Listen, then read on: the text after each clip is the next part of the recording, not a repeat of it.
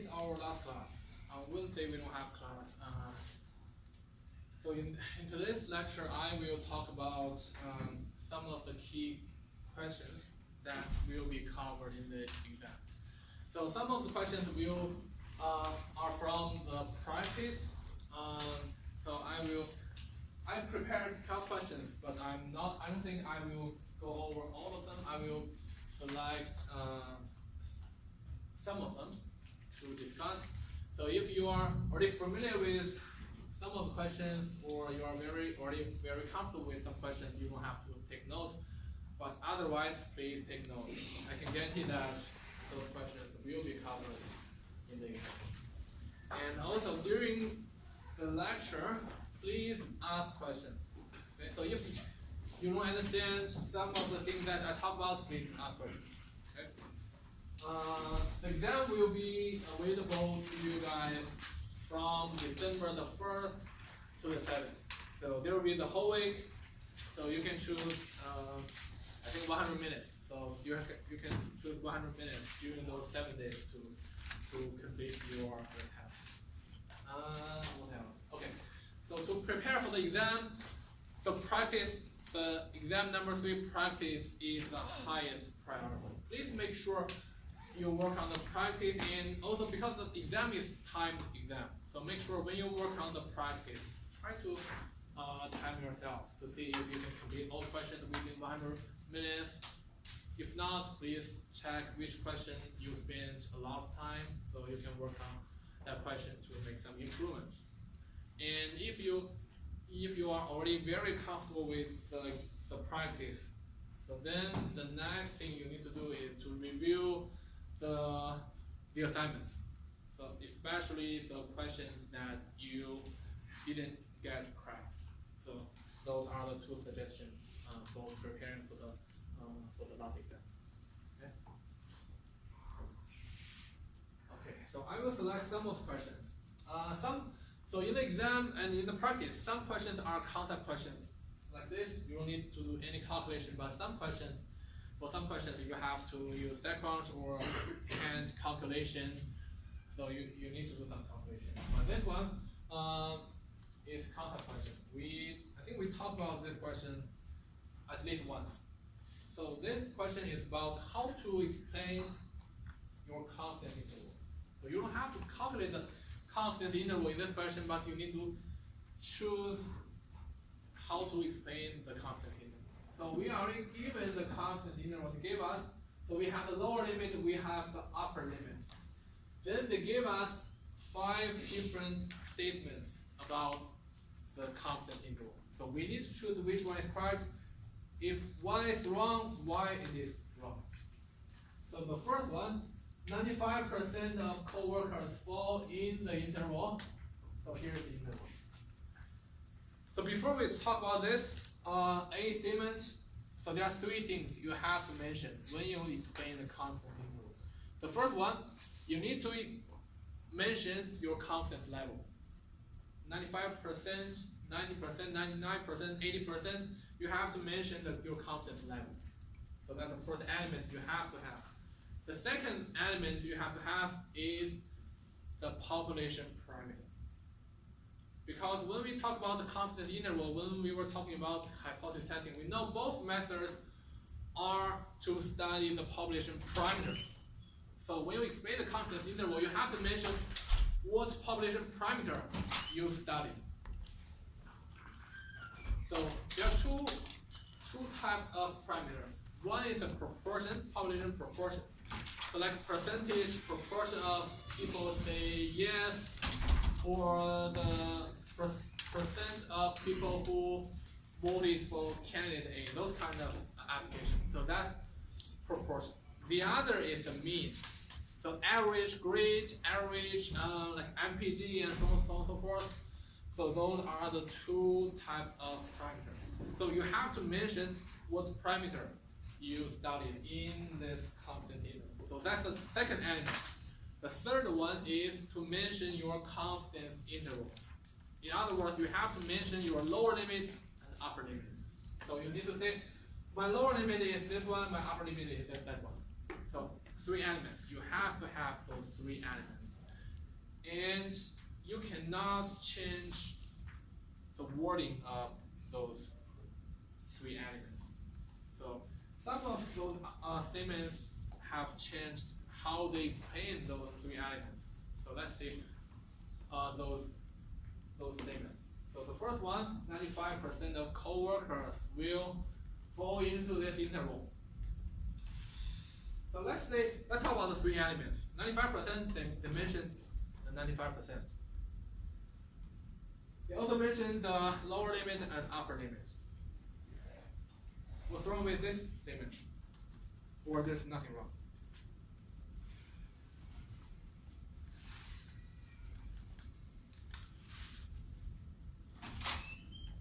So is this statement correct or is true or false? If it's false, why is it false? Is that one? It is not correct, unfortunately. It is not. So they did mention 95%, but that's not the biggest problem. Besides, the second element is you have to mention the population parameter.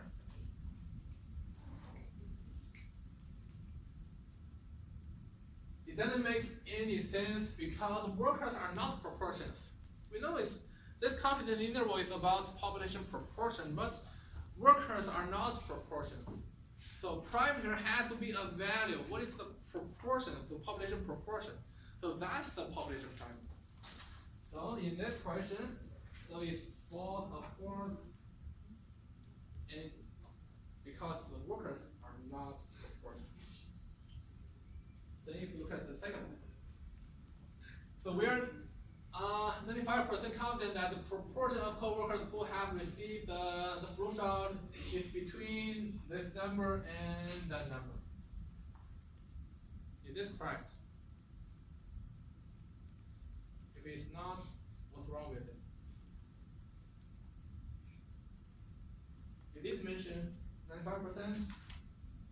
It did mention proportion of coworkers who received the flu shot, and it did mention the lower limit and upper limit. Anything wrong with this?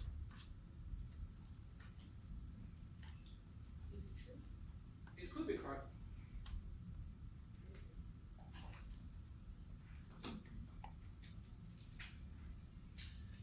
Nothing wrong. So that's the correct way to explain the confidence. 95%, that's confidence level. They also mentioned the proportion of coworkers who received the flu shot. And then the third element, lower limit and upper limit. So that is correct. Nothing wrong with that. Then the third one, there's 95% chance that a randomly selected coworker has received the vaccine.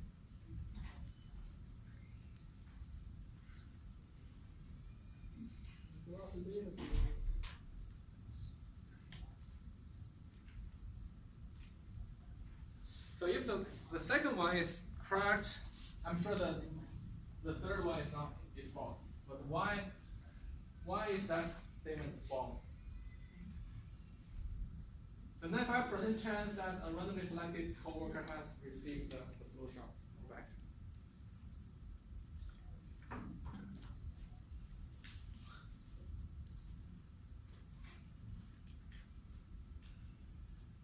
So in other words, let me translate this description or statement. So the equivalent statement is that the population proportion is 95%. That is what that statement is trying to say. The true population proportion is 95%. But when we do the confidence interval, can we make sure the true population proportion is 95%? Absolutely not. So it's false. So there's not enough information to make an absolute statement about the population value with 30. So that's a problem. And if you look at the the fourth one, there's 47% chance. The distribution is very similar. They just change the number. It has the same problem. So D is also false. So there's not enough information to make an absolute statement about the population value with certain. So that's not the purpose of doing constant interval. Doing constant interval cannot do it. In the last one,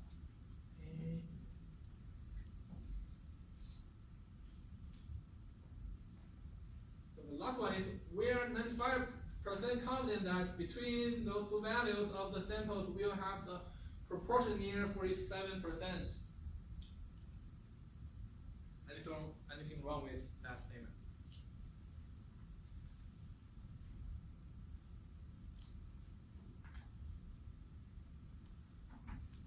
If we look at the statement, it mentions 95%. It mentions the two boundaries. It also mentions the proportion.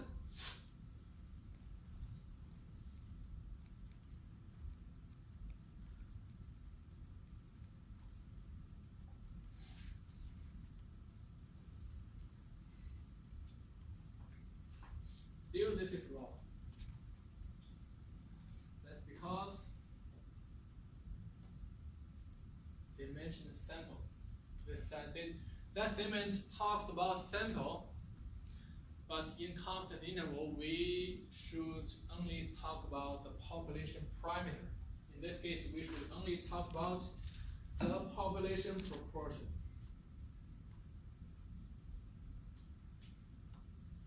So the statement is false.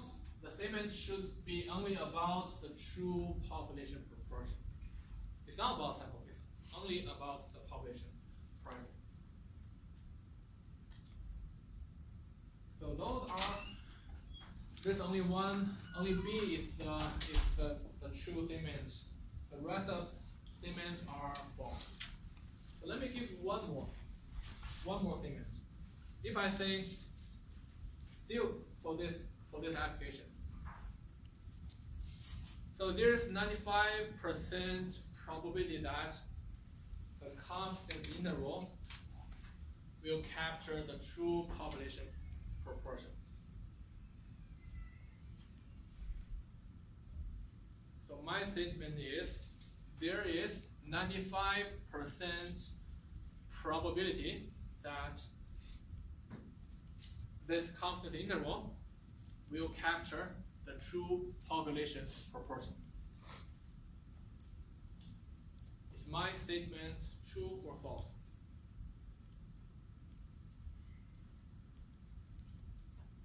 I have 95%. I mentioned the population proportion. I also mentioned the confidence interval. Is that correct? Is my statement correct?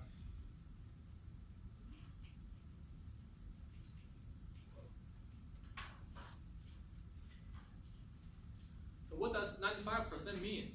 Let's say confidence level, 95%.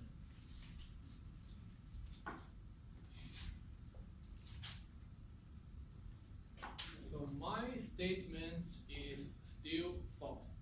Although I mentioned everything, but I manipulated the first concept a little bit. I said there's 95% probability the interval will capture the true population proportion, which is not true. So we do not say there's a probability for the confidence interval to capture the true population parameter. So 95 or 90% or 80% means if you construct, let's say 95% confidence, that means if you construct 100 confidence intervals using different samples, 95 of those intervals will capture the true population proportion. That is what 95% means. But if for a single confidence interval, it doesn't mean there's 95% chance to capture the constant interval. So it's about, if you have 100 constant interval from different samples, 95% of them will capture the true population proportion. So the 95% is about the confidence intervals, not about a single interval's chance of catching the true population parameter. So that's the difference. Okay? So let's be clear about this definition of 95%.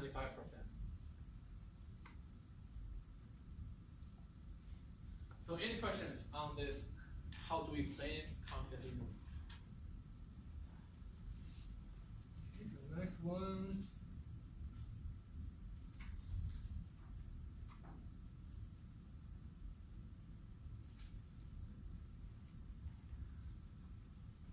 Let's see. What question is this?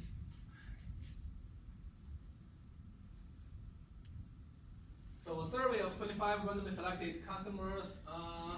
We have their age and the mean. We have the mean. We have the standard deviation. The first question is the standard error of the mean.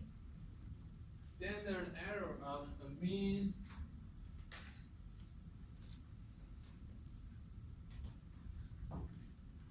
So standard error of the mean.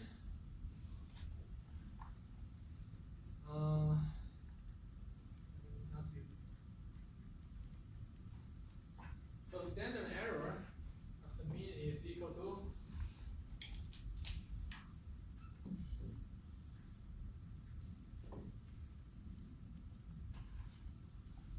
sample standard deviation.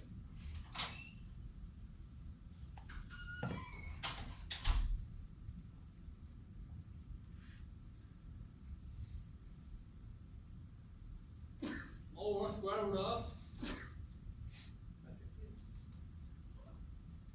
of sample size. So that's formula for calculating standard error. What is the sample standard deviation? That's 10.39 over what is sample size 25 over square root of 25. If we do the calculation, that's going to be 10.39 over 5, which is 2.078. So 2.078. So you can use a calculator to do the calculation. So the key point is we need to know we use this formula. Standard deviation, standard error is equal to S over square root of sample size. So if we talk about the mean, so that's standard error of the mean. So the next question, so the important one is the next question. So how would the standard error change if the sample size was 100 instead of 25 with the same sample standard deviation? Okay, they change they change one thing, they change the sample size. They change the sample size. So standard deviation is still the same. So if we change 25 to 100, so one thing we can do is to plot numbers in there. So when we do the calculation, we can have the standard error. But I think there's more than that. So the standard error would be, so would increase or decrease? So it's going to be decrease because this number has increased. So if this number has increased, the whole number would decrease. So that's going to be, I think the B. Then the new standard error would be the old standard error divided by from 25 to 100. So that's 100 is 4 times 25, right? And we still have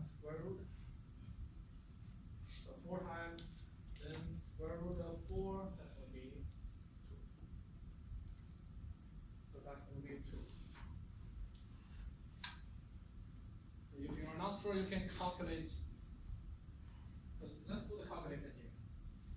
So that's going to be, let's use 100 there. So 10.39 over 10, which is 1.039.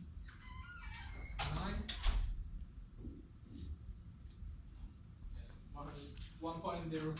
So that's half of the original standard error. So it should be divided by. So because this one is 4 times of this one, but remember we still have the square root. So 4 square root of 4, that's going to be 2. So divided by 2.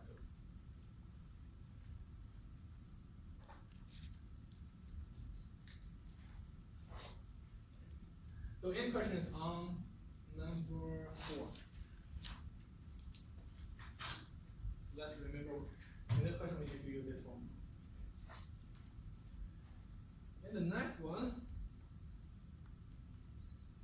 one is about the p-value and alpha level. So in the exam, I can guarantee that there will be a similar question like this. So the question will be about the p-value and the alpha level. Here the statement is alpha level depends on the sample size. Is this correct or not? Is this true or false?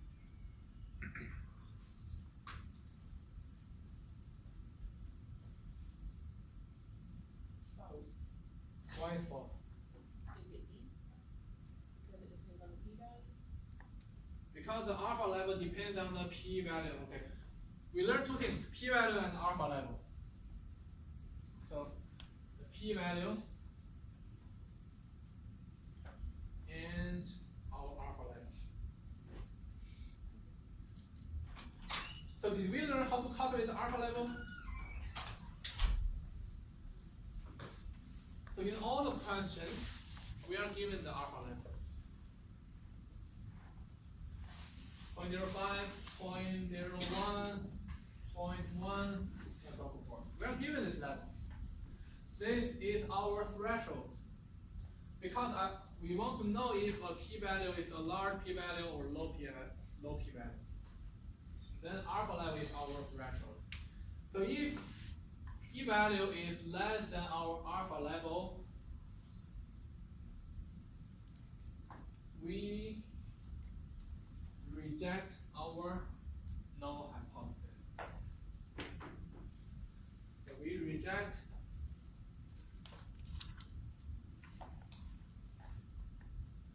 otherwise, yes, fail to reject our null hypothesis. So normally alpha level is given is our threshold. Alpha level doesn't depend on any like p-value or sample size. So what options do we have? So the statement is false because the alpha level is set independently and does not depend on the sample size.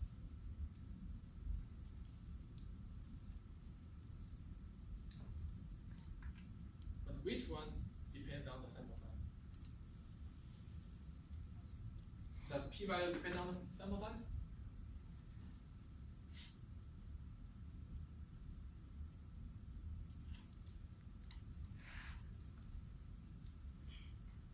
So how do you calculate the p-value?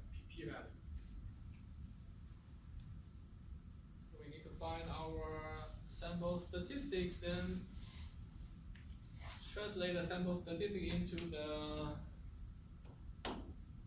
test statistic, either z or t, and put the t or z into our t curve or z or standard normal distribution. So if one of those formulas have in there, it depends on the sample size. But alpha doesn't depend on the sample size. And let's remember how we make conclusions about the p-value and alpha level. So in the final exam or let me not say it's final exam. So the exam may ask a different question. So if the p-value is greater than, let me say, the p-value is 0.52 and the alpha level is 0.01.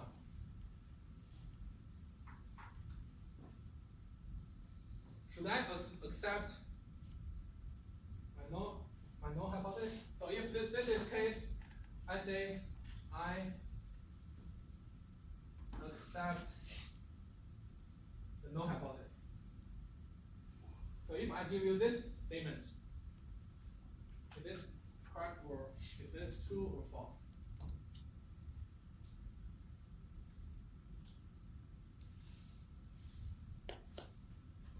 Is there any difference? Yes. So my p-value is greater than alpha level. Can I say I accept? Let's never say this. Let's never say this. We only say we fail to reject the null hypothesis, or we reject the null hypothesis. We never say we accept the null hypothesis. So any questions on this, the relationship between the p-value and alpha?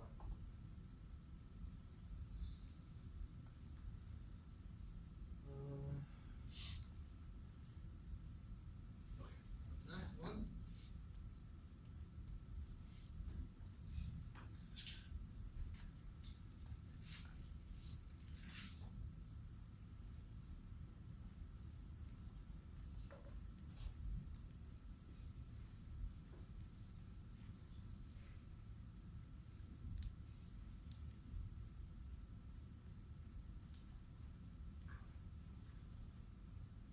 State police believe that 20% of drivers traveling on a major interstate exceed the speed limit. They plan to set up a radar trap and check the speed of the first 60 cars which pass the trap.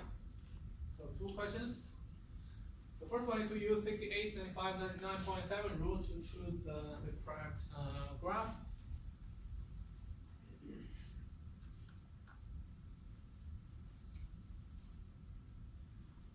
So we know that, so this is about sampling distribution. We know the sample mean, or the sample, is that sample mean or sample proportion? Yes, the proportion, sample proportion follows a normal distribution with the mean and standard deviation. So the sample proportion, p hat follows a normal distribution. The mean of the normal distribution is the population proportion. And there's a standard deviation with it. So in this case, the population proportion is 20% or 0.2. I said 0.2. Then the standard deviation is equal to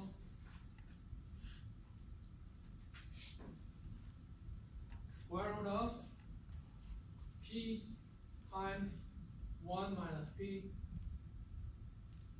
over your sample size n. So p is standard deviation. Okay, so the mean is 0.2. So if you look at it, so this is wrong because the mean is 0.8. This is also wrong. It's not. It shouldn't be 0.8. It should be 0.2. 0.2. So it has to be B or D.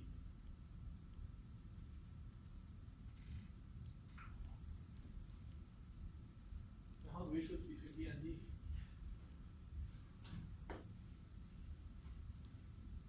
Then I think we need to get some help from the standard deviation. So we have to calculate the standard deviation by plugging in the number.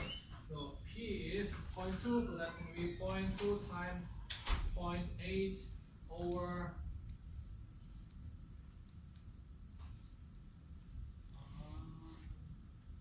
60. 60 over there. Square root of this one, if you do the calculation, let me do it here.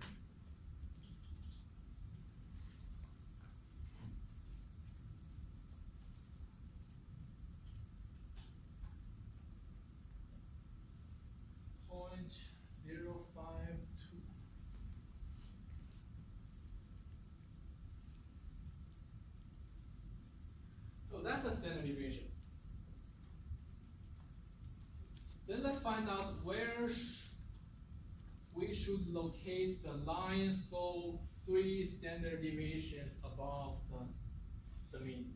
So the mean is here. So the 3 standard deviation above the mean is mean plus 3 standard deviations, 0.052 if we do the calculation, 0.2 plus 0.0156,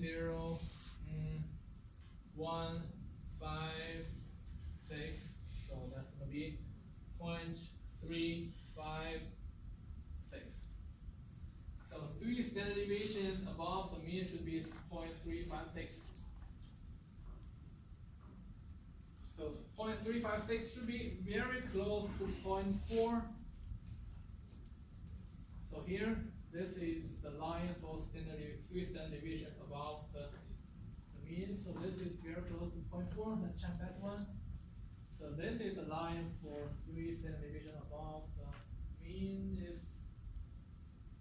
It's not even close to 0.4. So D is correct. So D is correct. So in that case, we have to calculate the standard deviation and then find out where we should locate the line for 3 standard deviations above the mean. Or you can calculate 3 standard deviations below the mean. That's also fine. As long as you can find out the right place to locate those lines, that's fine. I just use this 3 standard deviations above the mean. So any questions on part A? So B. So when we do this assumption, when we do this modeling, there are some conditions we have to satisfy.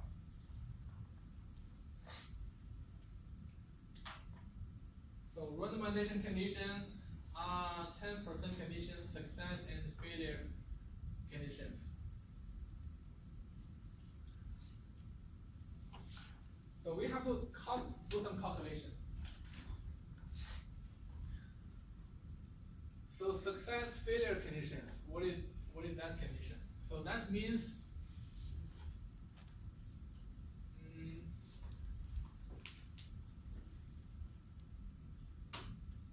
your proportion times your sample size, and 1 minus the proportion times the sample size. Both of them have to be greater than 10. So that's a requirement. So if we look at the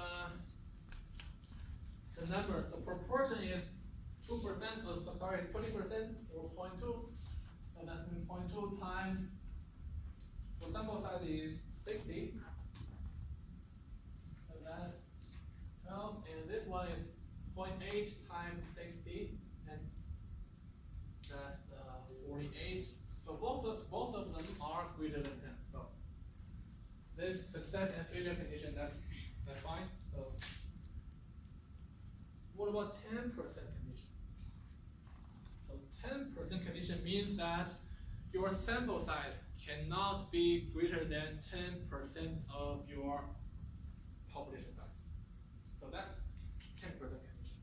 So your sample size cannot be greater than 10% of your population size. So our sample size is 60, but we are not given the population size. But we know it's talking about interstate.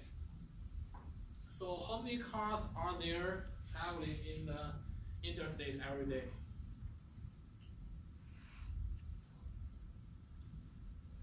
So 10,000 or 100,000.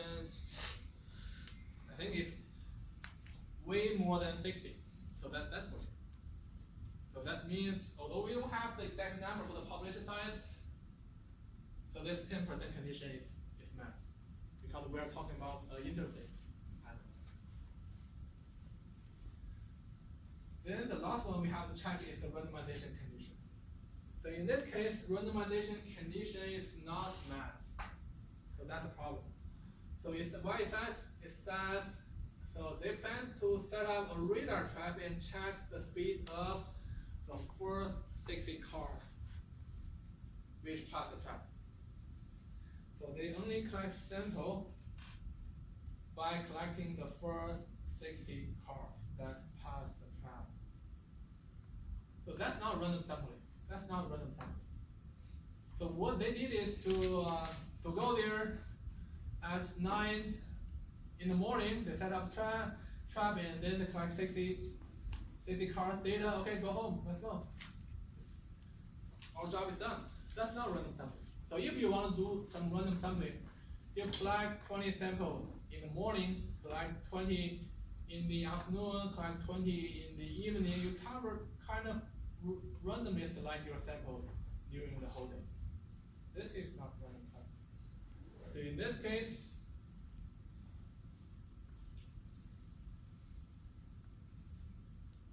no, the randomization condition is not met. So that's the only problem with this question.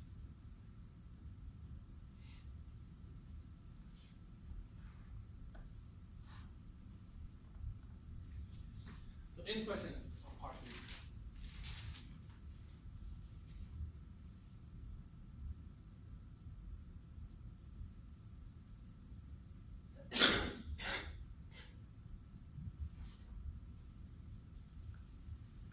Question number 7. So question number 7, it has two parts, but mainly I want to talk about the second one, but let's work on the first one.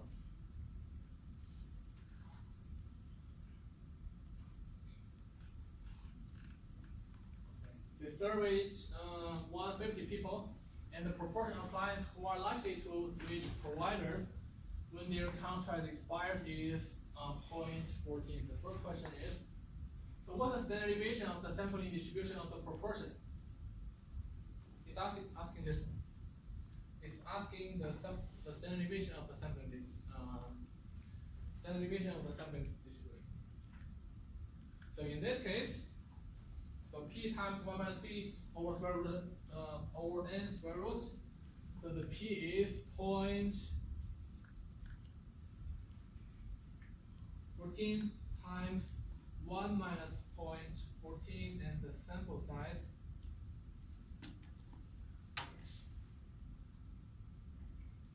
is 150. So that's the standard deviation of the sampling distribution. So the rest of the job is to do the calculation, get the number. And part B. If she wants to reduce the standard deviation by half, how large of a sample would she need?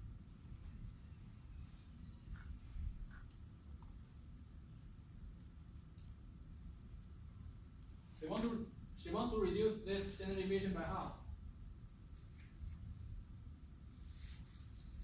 What would be the new sample size? That means you use 150 times 2.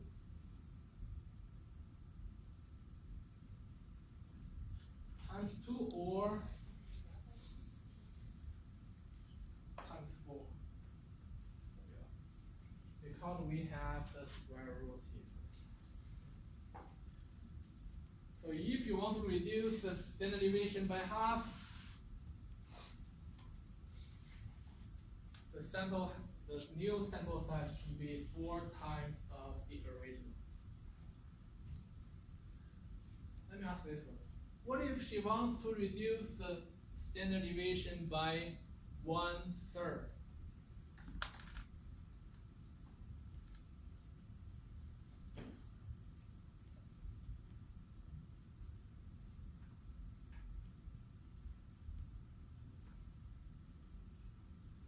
What if she wants to reduce the standard deviation by 1/3?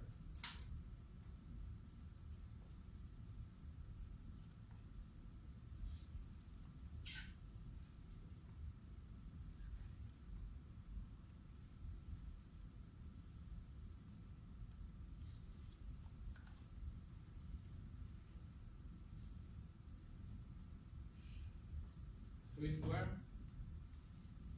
So the original sample size times 3 square. so which is 9.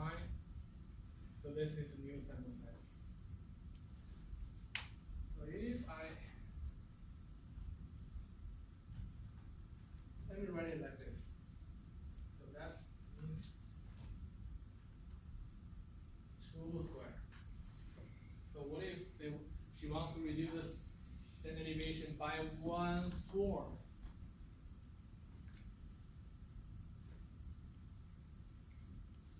Then it's going to be 150 times 4 square. So that's how we do the calculation.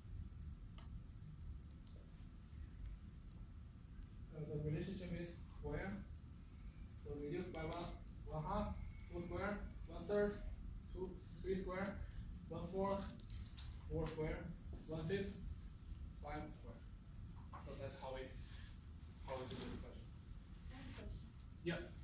What's the answer for the original standard deviation? This one? What's the answer for that? Let me do this real quick.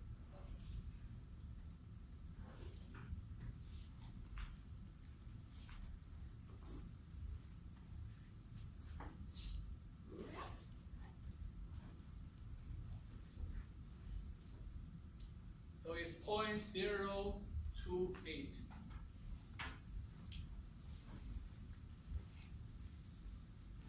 .028 for the original question for the part A.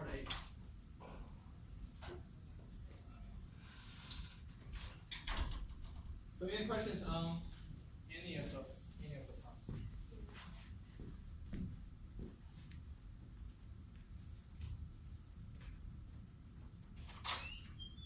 Let me see.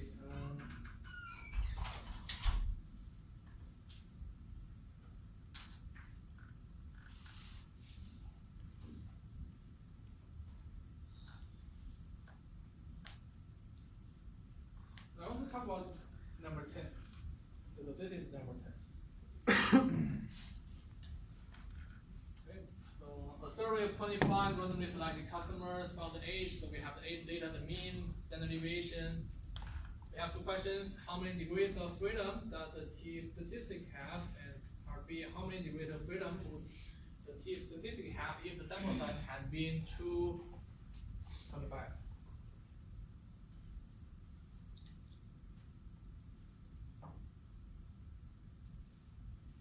How do we calculate the degree of freedom?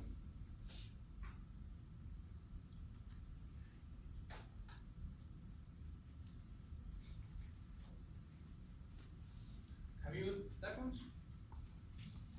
We have to use StatCrunch. So what's formula for calculating degree of freedom? Yes, n minus 1, right? We have n there. So the sample size for part A is 25. 25 minus 1, 4. Done. For part A. Second part, sample size 225. 225 minus 1, 224. That's it.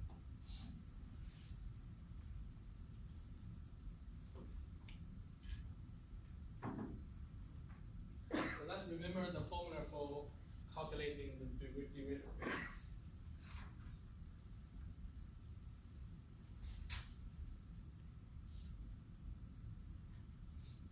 So any questions on this?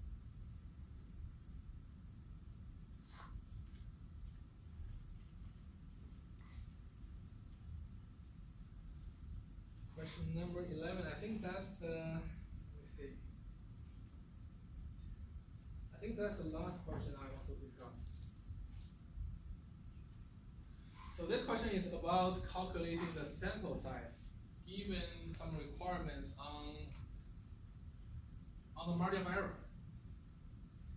So we did this question, I think we did this question twice in the class, and at the very first class of this semester, we had a practice on solving the equation. Get rid of this one.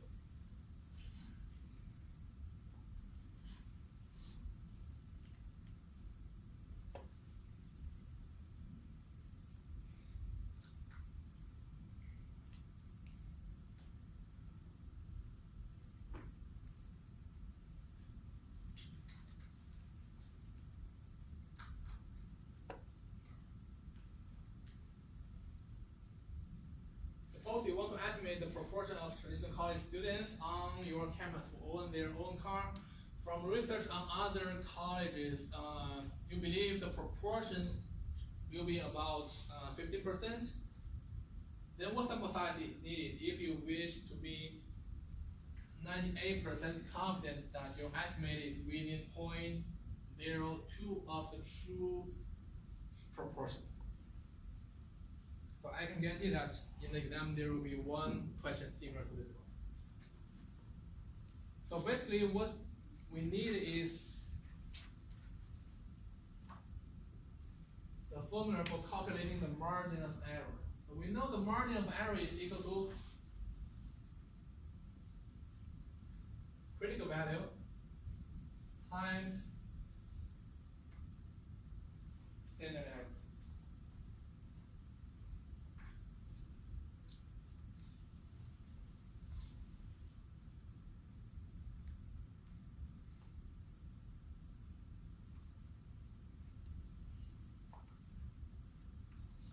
So here, we know it's talking about proportion. So if it's a proportion, what's going to be the critical value? We learned two types of critical value. One is a Z, the other is T.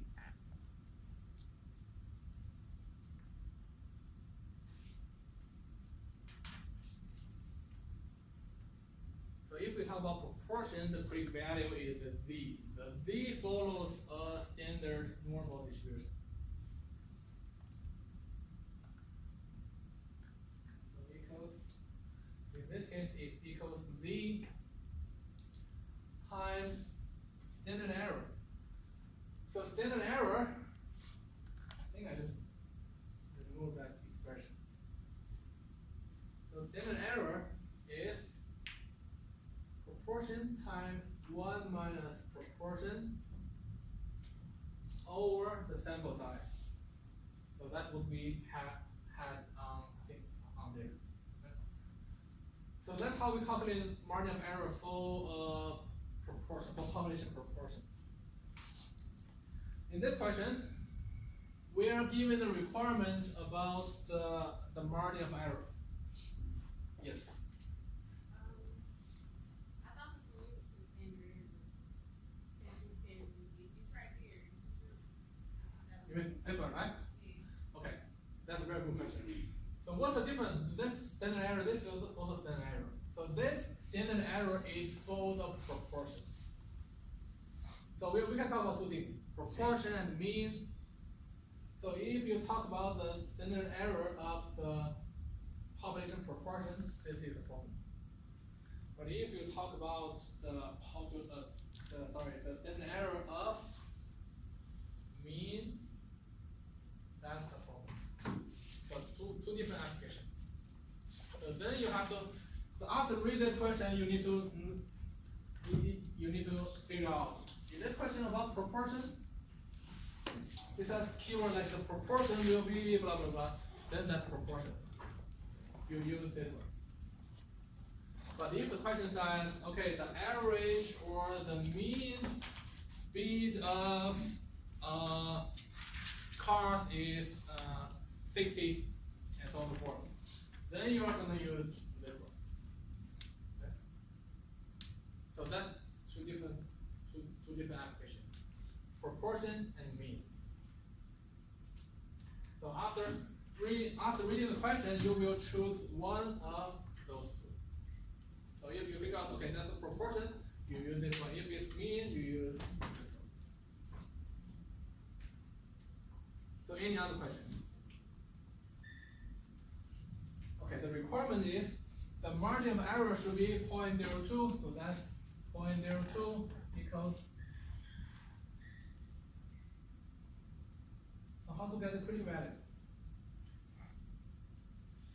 So this critical value depends on your confidence level. It depends on the confidence level. So in here, the confidence level is 98%.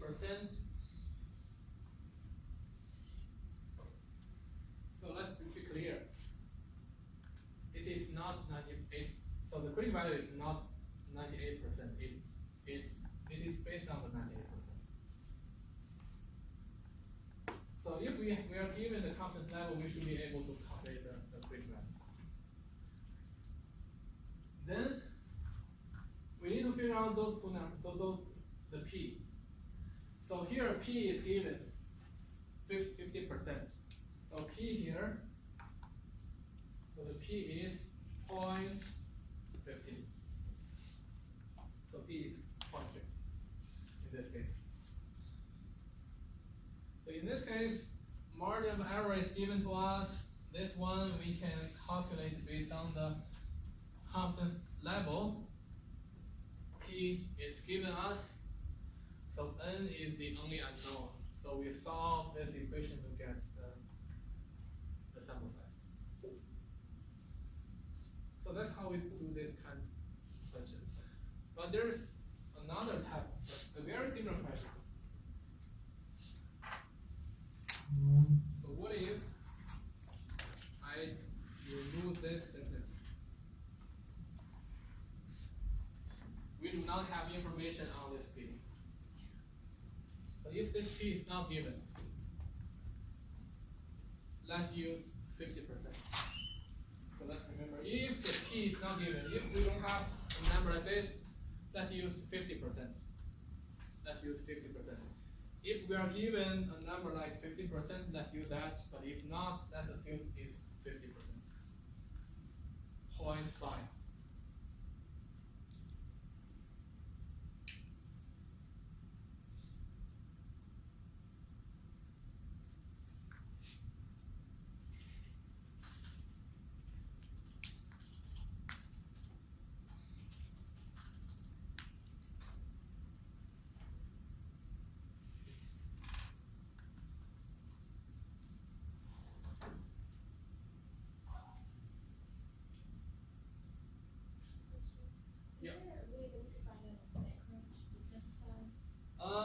Unfortunately, there's some course doesn't have this function. Okay, well, let me show you one.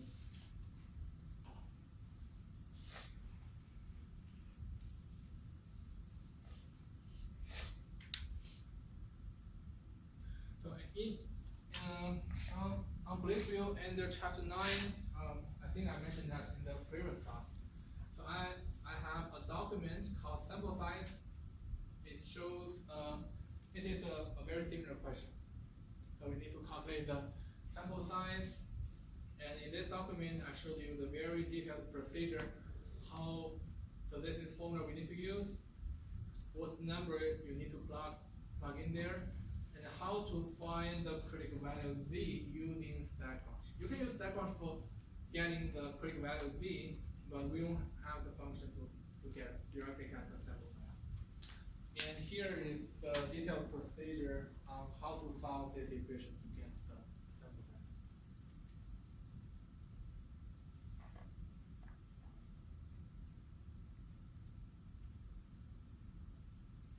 So if you are still not comfortable with this type of question, please refer to this document.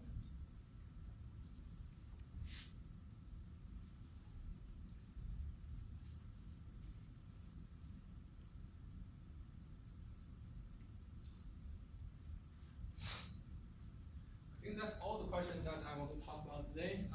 Any other questions? Before we finish, a couple of things.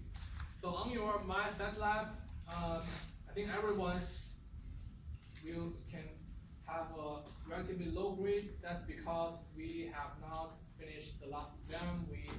There are, I think, at least one assignment.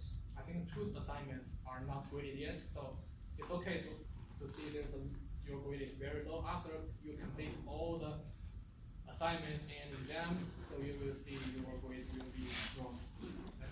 And the extra credit, I sent out email last night about SOI. If you complete SOI, I will add 1 point on top of your average, and also the quiz extra credit are on your Blitzview, so you can see your quiz grade on there. So I will add those quiz grades on top of your average as well, so that that's how I calculate your fraction. Yes. Do we need to tell you that we did the SOI, or will it just automatically say? You don't have to. So they will send me a report about who completed the SOI, who didn't. So I should be getting that information before putting in the. I just did it, so. Yeah, we can just do it and then they will notify me. Okay, I think that's the last class. Thank you so much for being here for the semester. I wish you good luck with all the exams.